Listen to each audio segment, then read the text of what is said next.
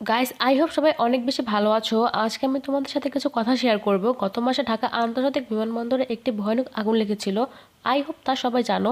And এরপরে আমার flight ছিল ঢাকা টু রোম। আমি বাংলাদেশ বিমান এসেছি ডিরেক্টলি।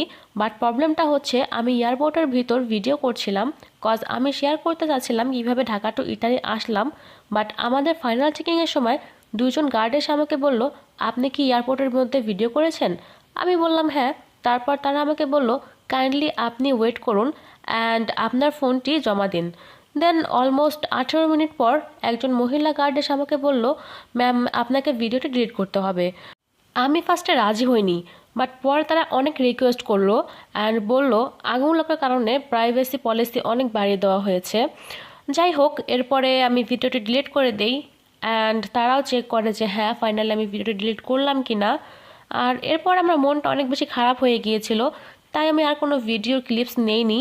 বাট প্লেনে ওঠার পরে এই দৃশ্যটা দেখে আমার অনেক ভালো লাগলো, তাই জাস্ট এই একটা ক্লিপস নিয়েছিলাম অ্যান্ড তাই তোমাদের মধ্যে শেয়ার করলাম। গাইস, তোমরা আমার এই ভিডিওটা বেশি বেশি করে শেয়ার করো আর তোমরা জানাও তোমাদের সাথে কি কখনো এমন কোনো ইনসিডেন্ট হয়েছে